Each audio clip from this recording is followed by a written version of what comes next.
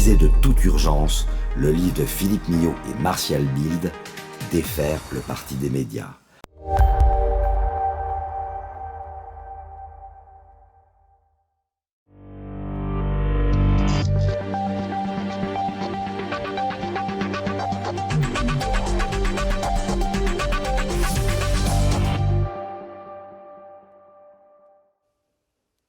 Bonjour à tous, ravi de vous retrouver pour ce nouveau numéro du Samedi Politique après une petite pause imprévue. Scandale de chez Uber, Assemblée nationale divisée, guerre en Ukraine, crise de l'énergie, le nouveau quinquennat d'Emmanuel Macron s'annonce particulièrement corsé.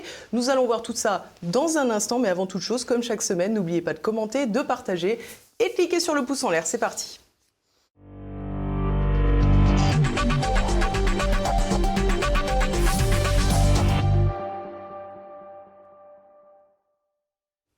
Et à mes côtés, cette semaine, Nicolas Dupont-Aignan. Bonjour Elisabeth. Bonjour monsieur, merci beaucoup d'être avec nous. Alors vous êtes président de Debout la France, ancien candidat à l'élection présidentielle, mais surtout député de l'Essonne. C'est votre 6e mandat. Vous êtes parvenu encore brillamment à vous faire élire par les habitants de l'Essonne. Visiblement, ils vous apprécient au moins.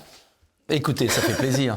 Tout le monde me donnait enterré vivant et la confiance de mes concitoyens... Notamment hier dans ma ville, 67%, ça fait plaisir quand même. Alors jeudi, Nicolas Dupont-Aignan, c'était la fête nationale. Emmanuel Macron en a profité pour donner un long entretien. Jupiter, c'est terminé, désormais, c'est Vulcain. Cette interview était triste pour la France. Je vais vous dire, moi, elle m'a fait de la peine. C'était pathétique, il était bavard et jamais à la hauteur de la fonction. Moi, c'est ça qui m'a le plus effrayé. Sur l'Ukraine, par exemple, aucune volonté de mettre fin à cet engrenage, aucune volonté, aucune hauteur de vue. Il prend comme acté une guerre longue qui va ruiner l'Europe. C'est une tragédie pour l'Europe. Eh bien, il accepte. Après, discours totalement incohérent sur l'énergie, il nous explique qu'il va falloir en profiter, en gros, de cette crise pour être sobre. Alors justement, je vous propose d'écouter un tout petit extrait. On écoute tout de suite un tout petit extrait justement sur le gaz. Nous devons aujourd'hui nous préparer à un scénario où il nous faut nous passer en totalité du gaz russe. On va faire un plan de sobriété dans lequel on va demander à tous nos compatriotes de s'engager. Et on va faire un plan de sobriété aussi, et ce qu'on appelle de délestage, c'est le gaz et l'électricité dont on parle là, avec nos entreprises.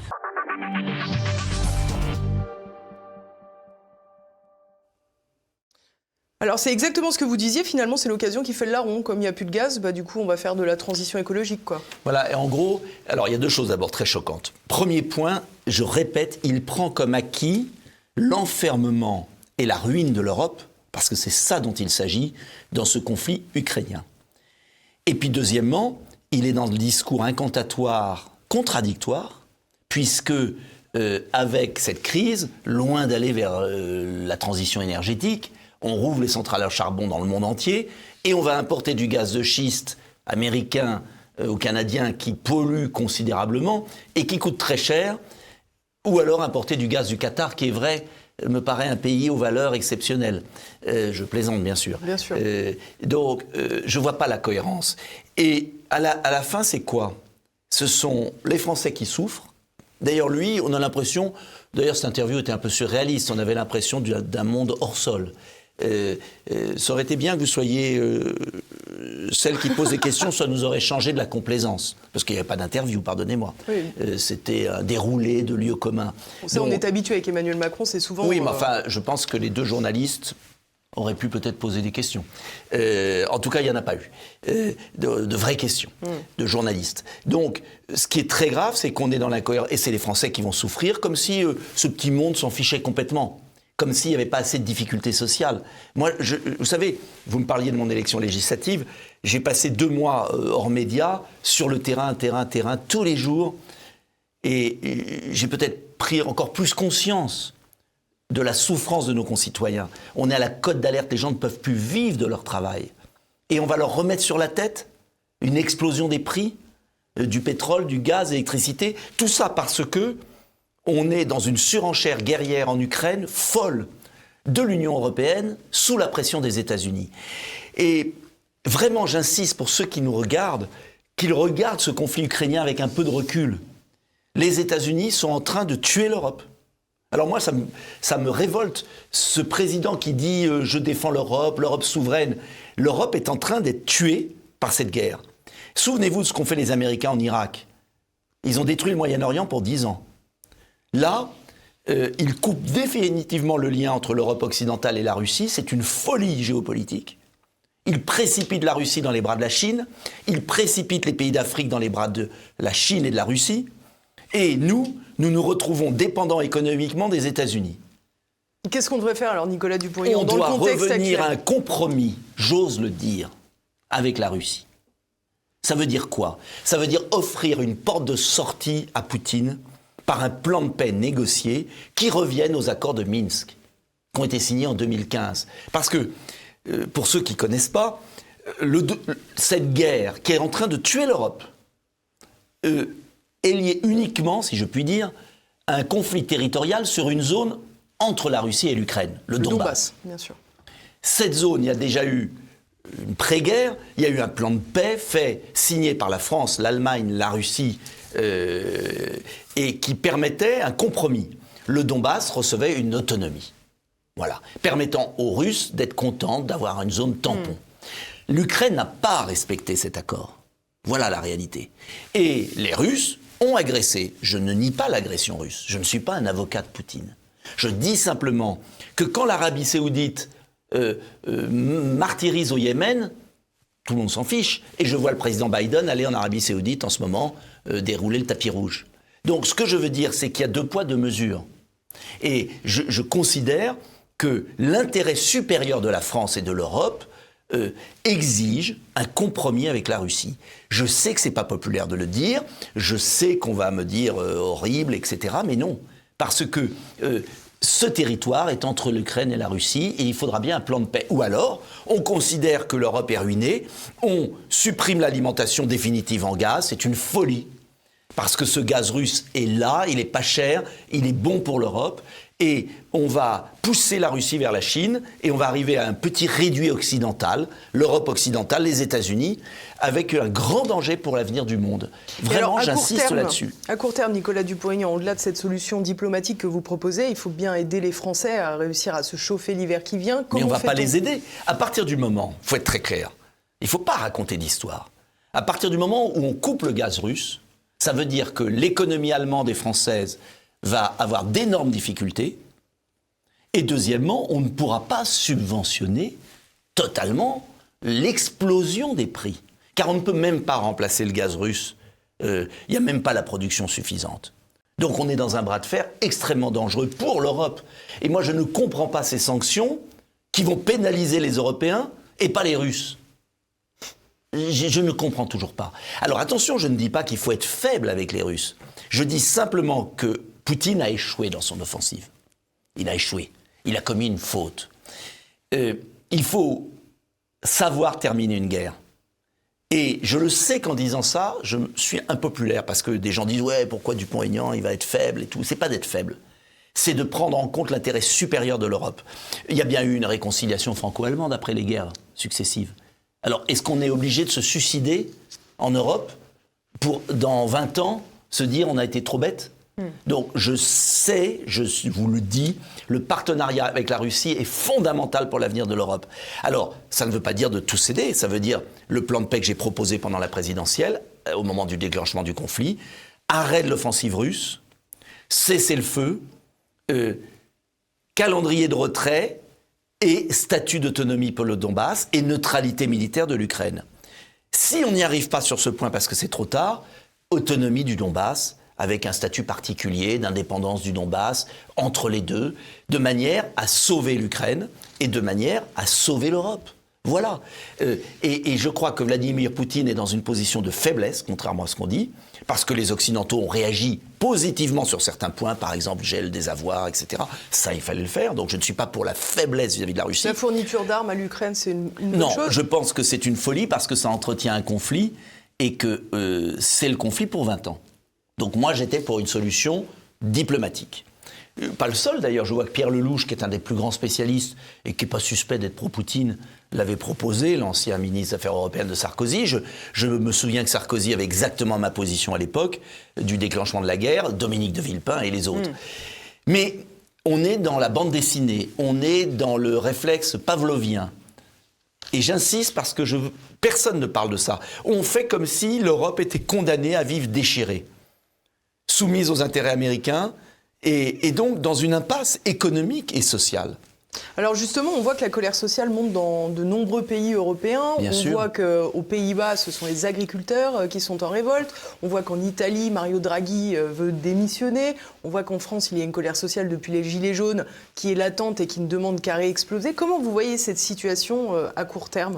Alors deux choses. D'abord, cette colère sociale, il faut comprendre d'où elle vient. Quand dans un pays, depuis 20 ans, tous les ans, on ajoute... ou tous les quinquennats, 2 à 3 millions d'étrangers.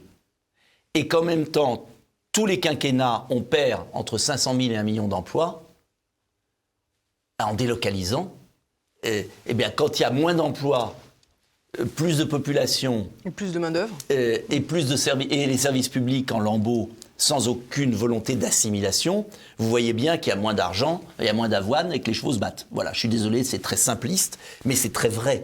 Si on regarde sur la longue période, le pays perd ses forces économiques, le pays s'endette, le pays appelle toujours plus de population extérieure, de prestations sociales. Ça ne peut pas durer. Dans son entretien du 14 juillet, Emmanuel Macron, lui, a considéré que tout allait très bien et qu'il y avait de plus en plus d'emplois. Et il est d'ailleurs revenu sur les fameux propos qui consistaient à dire qu'il suffisait de traverser la rue et ça serait encore mieux qu'avant. Eh bien, le président de la République vit sur un autre monde. Qu'il y ait des pénuries d'emplois, oui, dans certains secteurs, qui sont liés tout simplement au fait que les gens ne peuvent plus vivre de leur salaire. Pourquoi voulez-vous que les gens aillent travailler si leur salaire ne leur permet pas de vivre ? Voilà pourquoi, pendant la présidentielle, j'ai proposé la seule politique possible, avec d'autres d'ailleurs, qui est de baisser les charges salariales sur la feuille de paie, la différence entre le brut et le net, pour que, quand on travaille, ça rapporte. Et l'employeur ne paierait pas plus. C'est l'État qui ferait des économies sur les gaspillages, les 20 milliards des fraudes à la carte vitale, l'argent de l'immigration, l'argent de l'Union européenne, parce que c'est extraordinaire. Emmanuel Macron, en fait, hier, c'était intéressant, jamais n'a abordé la question des économies sur les gaspillages pour rendre l'argent à ceux qui travaillent. Il a évoqué la possibilité de faire des économies sur l'assurance chômage, je crois. Oui, mais bon, c'est minime. C'est minime, on peut le faire. Ça, c'est une bonne chose ? Il n'y a pas beaucoup de marge. Il n'y a pas beaucoup de marge. Et le problème, c'est pas ça, c'est que si les gens n'ont pas l'incitation à travailler parce qu'ils vont gagner de l'argent, on voit que Emmanuel Macron ne sait pas ce que c'est de vivre au SMIC. C'est probable. Donc, comment voulez-vous, d'un côté, dire, on laisse, parce que contrairement à ce qu'on dit, le gaz n'est pas plafonné, à titre individuel, mais pour les copropriétés, par exemple, les factures de gaz explosent. Donc moi, j'ai dans ma ville des gens qui se retrouvent avec 100 €, 200 € par mois de plus à payer en charge de gaz pour se chauffer pour l'hiver prochain. Et quand on est au SMIC, comment on fait ? Quand il faut mettre 2,30 € dans sa voiture pour aller travailler. Donc, je crois qu'ils sont complètement en dehors du temps. Alors, qu'est-ce qu'on peut faire ? Parce qu'il s'agit d'avoir des solutions. La solution, pour moi, c'est de supprimer les 40 à 50 milliards de gaspillage monstrueux. J'ai écrit un livre là-dessus, où va le pognon. Tout est détaillé. Il y a eu 150 rapports parlementaires. Et cet argent, le redistribuer uniquement sur ceux qui bossent. Récompenser le travail, mais vraiment. Et là, vous verrez que les entreprises trouveront des salariés. Parce qu'il y a encore beaucoup de branches qui sont en dessous du SMIC. Ils s'étonnent de trouver personne. Bon. Et puis, il faut faire le ménage dans l'assistanat, mais il faut surtout que, quand on travaille, ça rapporte un peu. Et ça, c'est le premier point. Et puis le deuxième point, il faut traiter quand même la cause des phénomènes, c'est-à-dire arrêter les délocalisations. Et contrairement à ce qu'il dit, c'est pas un miracle d'emploi. L'augmentation de l'emploi en France, il a été fait sur l'apprentissage. Comme on a subventionné l'apprentissage, on a 400 000 apprentis en plus, ça a fait chuter les courbes du chômage. Mais trouver un boulot quand vous avez 55 ans, en France aujourd'hui, trouvez-le. Eh bien, c'est pas si facile. J'ai des informaticiens, ils cherchent, à partir de 58 ans, personne ne vous embauche. Personne. Alors, le rêve de M. Macron, c'est l'ubérisation. C'est-à-dire des sous-contrats. Il ne faut pas s'étonner que les gens n'aient pas envie de travailler ou que les gens soient cassés. Il faut qu'on remette les choses en place et puis il faut relocaliser. Par exemple, personne n'a parlé, les médias n'en ont pas parlé. Il n'y a pas eu de question hier là-dessus, bien sûr. Jeudi. par exemple l'accord que vient de signer l'Union européenne avec la Nouvelle-Zélande, un accord de libre-échange, ça veut dire la ruine de tous nos élevages de moutons en France. On importe déjà la moitié de la viande ovine. Eh bien là, ça est passé complètement à la trappe. Inaperçu, oui. Donc on continue une politique de délocalisation, on continue une politique où les emplois partent, on continue à surcharger de taxes nos PME, on continue à faire des cadeaux multinationales américaines, Uber, on a bien vu le scandale. C'est-à-dire que tout est fait pour que la production enracinée locale des PME ne se développe pas. Et on a une économie de prédation de multinationales, et on a l'homme des multinationales étrangères à l'Élysée. Voilà la réalité. Justement, on y vient. Cette semaine, on a vu le scandale Uber, du nom donc de cette entreprise de VTC. Emmanuel Macron, alors ministre de l'économie, échangeait visiblement avec un lobbyiste de chez Uber, et force est de constater qu'il aurait facilité les choses, notamment lors de perquisitions dans l'entreprise. Je vous propose, avant de vous donner la parole, de regarder comment a réagi le chef de l'État. Je conçois tout à fait qu'il veuille s'attaquer à ma pomme. Ça fait 5 ans et demi, je suis habitué. Très sincèrement, comme disait un de mes prédécesseurs, ça m'en touche une sans bouger l'autre. Je vous le dis en toute franchise. Alors pourquoi la NUP s'offusque selon vous ? Mais parce qu'ils ont perdu la boussole. Quand on croit dans la justice sociale, dans l'égalité des chances, mais il faut se battre pour que les jeunes qui viennent de milieux difficiles aient des emplois. Ça n'a jamais été leur combat. Moi, ça a été le mien. J'ai été ministre. Donc le ministre que je suis a fait son travail. Mais simplement, on introduit une espèce d'ambiance qui consisterait à dire que voir des chefs d'entreprise, en particulier étrangers, ce serait mal. Mais je l'assume à fond. Et en vous regardant, j'ai vu des chefs d'entreprise étrangers. L'horreur. Je les ai vus, ça a toujours été officiel, avec des collaborateurs.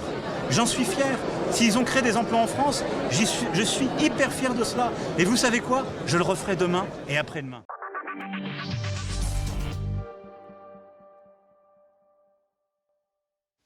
Il assume tout et c'était son travail de ministre. C'est comme ça que vous voyez les choses ? Mais personne ne lui reproche de faire son travail de ministre et de voir des chefs d'entreprise français ou étrangers.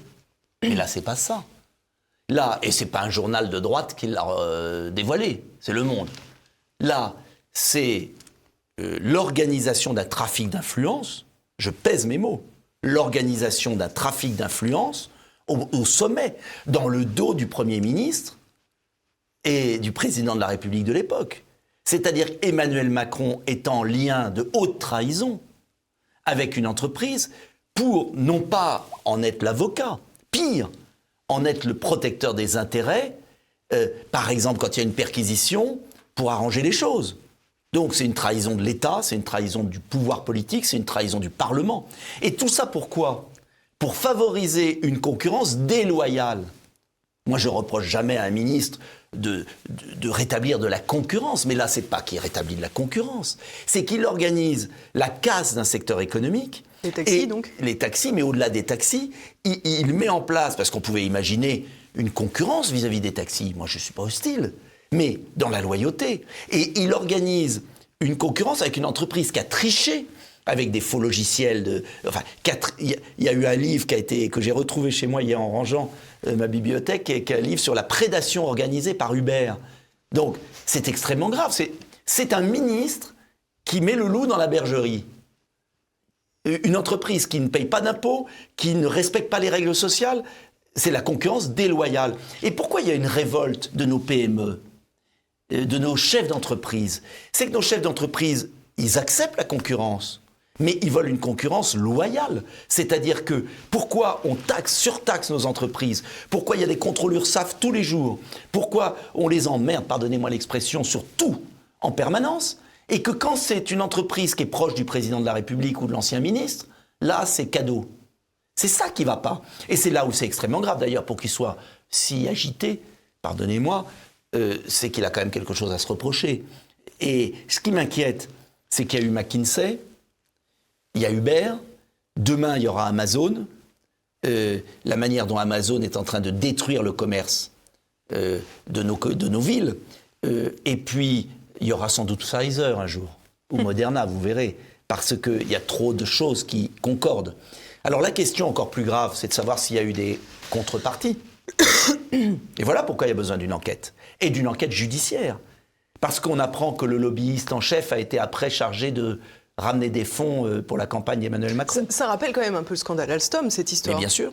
Et donc c'est pourquoi que là, je crois qu'il ne faut pas lâcher, parce que c'est l'honneur de la République française, au-delà des partis politiques, de ne pas avoir à sa tête quelqu'un qui organise, qui vend la France pour bénéficier de prébendes. Et c'est ça le danger. Alors j'emploie le conditionnel parce qu'on n'a pas encore toutes les preuves. Mais enfin, ce qui s'est passé sur Alstom, ce qui s'est passé sur le financement de la campagne de 2017, on voit très bien comment est arrivé Emmanuel Macron et comment il se protège. Tout ça, et alors en plus c'est abject, parce que ça a été pareil jeudi à l'interview du capteur Juillet, ce qui est abject, c'est qu'en plus il fait passer ça pour de la générosité sociale à l'égard des jeunes des banlieues. Alors je crois que les jeunes des banlieues qui sont exploités par Uber aimeraient avoir de vrais emplois. Voilà. Libre d'avoir un secteur concurrentiel, mais avec une règle du jeu. Et ce qui ne va pas dans notre pays, moi je l'ai vu pendant cette campagne législative, ce que j'ai retenu le plus, c'est le sentiment d'injustice, comment dire, d'être broyé. Vous voyez, les Français ont le sentiment d'être broyés, quel que soit leur niveau social d'ailleurs, qu'il n'y a jamais une règle, qu'il n'y a pas un repère, qu'il n'y a pas un cadre, et qu'en fait c'est la loi de la jungle. Et on ne peut pas gouverner un pays s'il n'y a pas des règles. Alors attention, moi je suis pour la concurrence, mais la loyauté de la concurrence. Baisse de charges, relocalisation, récompense du travail, économie. Et je suis sûr que ça peut marcher. Et ce qui est terrible, c'est qu'on n'y arrive pas encore. Voilà. Alors Emmanuel Macron a été réélu, mais on le sait, l'Assemblée nationale est un peu différente que de celle de 2017. Pour vous, j'imagine que c'est une bonne nouvelle, évidemment. Cette semaine, l'Assemblée nationale s'est penchée sur le projet de loi de gestion sanitaire, puisqu'il fallait prolonger, enfin du moins c'est ce que voulait le gouvernement, puisque ça s'arrêtait le 31 juillet. Le texte a été amputé de son article 2, qui parlait du pass vaccinal ou sanitaire. Il y a eu un vote où les Républicains, le Rassemblement national, la France insoumise, vous bien sûr en non-inscrit, vous êtes prononcés tous ensemble contre cet article 2. C'est quasiment inédit, au point même que le président de la République d'ailleurs a parlé d'un attelage baroque lors de son entretien pour parler de cette alliance au sein de l'Assemblée nationale contre Renaissance, les députés marcheurs. Alors d'abord, le président de la République n'a jamais été élu nulle part avant d'être président et ne sait pas que, heureusement, il y a encore le droit de vote des parlementaires, quelle que soit son origine. On n'est pas un parlementaire avec mandat impératif. Sur un projet, les parlementaires ont le droit d'écarter un article sans que cela veuille dire que c'est une alliance de gouvernement. Mais encore heureux, parce que sinon, à ce moment-là, il n'y a plus de délibération possible. Bien sûr. Bon. Ça, c'est le premier point. Deuxième point, c'est vrai qu'il y a eu du bon sens pendant les débats. Moi, je suis beaucoup intervenu. Et on a vu changer des députés qui ont compris l'absurdité. Et je veux revenir là-dessus parce que le gouvernement ment et fait croire aux Français que nous serions des inconscients qui ne voulons plus de passe sanitaire aux frontières. C'est pas ça. Ce que proposait le gouvernement, c'est que le vaccin serve de passe sanitaire aux frontières. Et que si vous êtes vacciné, vous n'ayez pas besoin de test, ni de certificat de rétablissement. C'est complètement absurde, puisqu'on sait aujourd'hui que quand vous êtes vacciné, vous êtes protégé vous-même, et encore, mais chacun l'estime comme il veut, mais que vous ne protégez personne, puisque vacciné, vous transmettez le virus. Et ça, on le sait aujourd'hui, c'est prouvé. Tous les professeurs de partout, d'ailleurs la preuve, c'est qu'avec une population à 90% vaccinée, si le vaccin empêchait la transmission, il n'y aurait pas eu de 7e vague. Bien sûr. Il n'y aurait pas eu plusieurs. Bon. Et qu'Omicron, la moitié de la population française a eu Omicron, donc même vaccinée. Donc nous, qu'est-ce qu'on dit ? On dit que ça ne sert à rien de remettre une bureaucratie aux frontières absurde. Soit vous mettez un test, une obligation de test pour tout le monde à la frontière, en cas de crise, ce qui est logique. Avec des tests qui marchent. On y arrivera un jour. Voilà, bon. Sans doute. Mais aujourd'hui, il n'y en a pas besoin. Soit vous ne mettez pas ce pass sanitaire qui est absurde, qui fait une discrimination entre vaccinés et non vaccinés. Comme à l'entrée de l'hôpital. J'ai été voir hier quelqu'un à un hôpital, j'étais obligé de faire un test, je ne suis pas vacciné, j'assume. C'est complètement absurde, puisque vous pouvez être vacciné et faire circuler le virus dans l'hôpital. Vous pouvez être non vacciné, avoir un test négatif et vous ne faites pas circuler de virus. Donc on est en pleine absurdité. On continue à vouloir faire peur aux Français pour leur fourguer des millions de vaccins qui n'empêchent pas la transmission. Alors libre à chacun de se vacciner à titre individuel. Moi, je ne me m'immiscerai pas là-dessus. Je suis pour la liberté vaccinale. Mais qu'on arrête de dire tous vaccinés, tous protégés. Aujourd'hui, on sait que c'est faux. Voilà pourquoi il y a eu une majorité contre cette mesure absurde. Et puis, il y a eu une majorité, mais nous n'avions pas le droit de faire des amendements là-dessus, pour qu'on rouvre des lits dans les hôpitaux. Il en a supprimé 17 300. Pour qu'on donne de la vitamine D aux Français, parce que ça, personne n'en parle, alors que l'Académie de médecine la recommande. Pour qu'on rémunère mieux nos soignants en faisant des économies sur les fausses cartes vitales. Pour qu'on puisse autoriser les médecins à retrouver la liberté de prescrire. On ne va pas citer les médicaments qui permettent de soigner les gens et d'éviter de mourir, ce qui serait quand même positif. Bref, un ensemble de mesures utiles.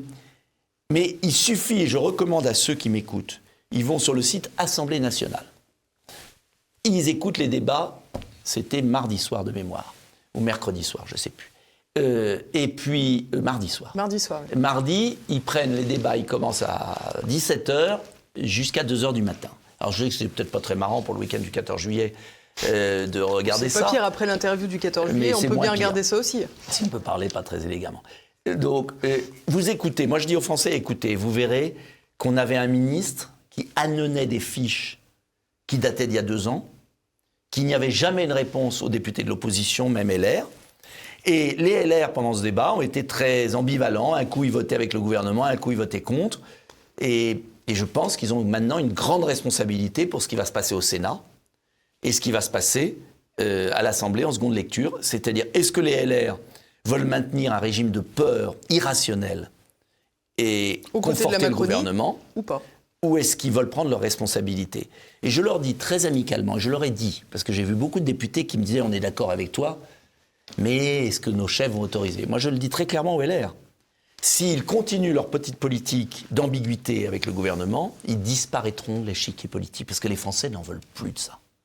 Et là, maintenant, les LR sont devant leurs responsabilités. Hein. Voilà. Nicolas Dupont-Aignan, en 2017, en 2022, dans l'entre-deux tours de la présidentielle, à chaque fois, vous avez soutenu Marine Le Pen pour le 2e tour contre Emmanuel Macron.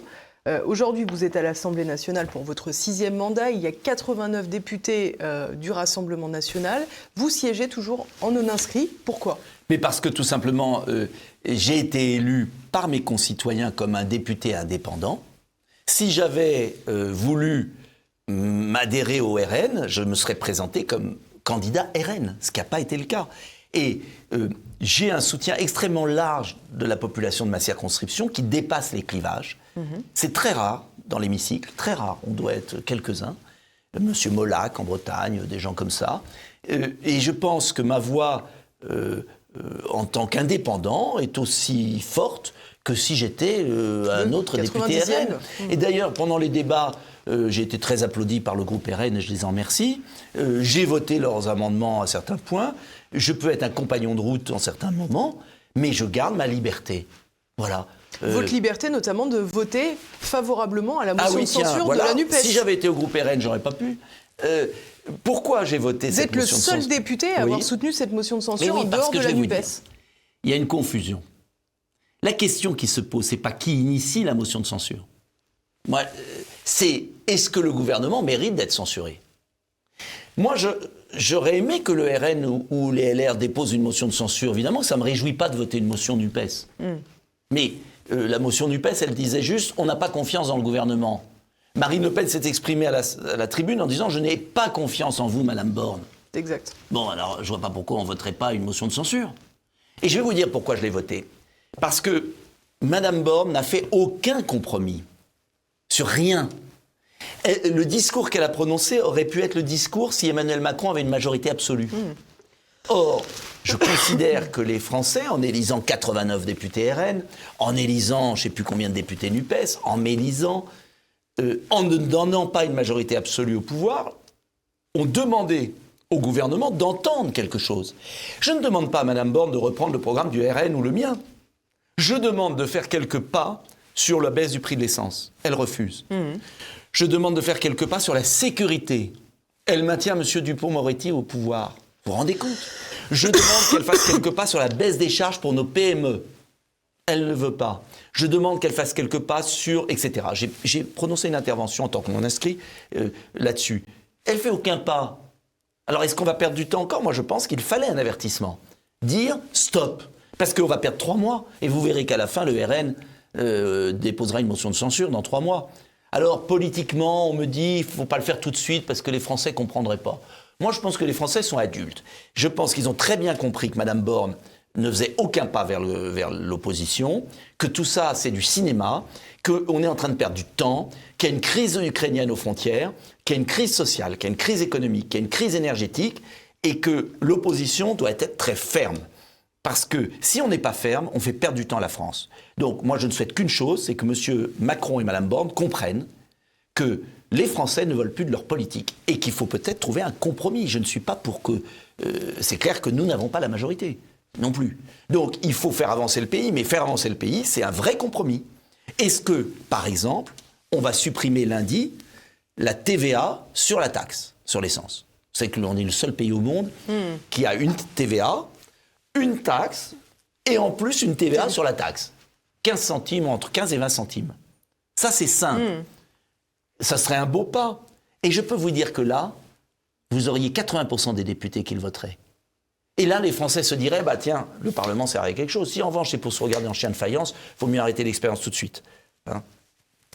Merci beaucoup Nicolas Dupont-Aignan d'être venu sur TV Liberté. Merci à vous. Merci à tous de nous avoir suivis. N'oubliez pas, si ce n'est pas déjà fait, de partager, de commenter et cliquer sur le pouce en l'air juste en bas de cette vidéo pour améliorer le référencement. Et je peux dire sur quelque YouTube. chose? Allez-y. Merci à Télé Liberté. Vous êtes bien là. Faites de la pub pour Télé Liberté parce qu'il n'y a pas beaucoup d'espace de liberté en France. Vraiment. C'est important. Merci beaucoup. Merci à tous de nous avoir suivis. Je vous l'ai dit tout à l'heure, c'était, ou je vous l'ai peut-être pas dit d'ailleurs, c'est le dernier numéro de la saison. On se retrouvera donc au mois de septembre. Mais on continue évidemment avec le journal quotidien. À bientôt.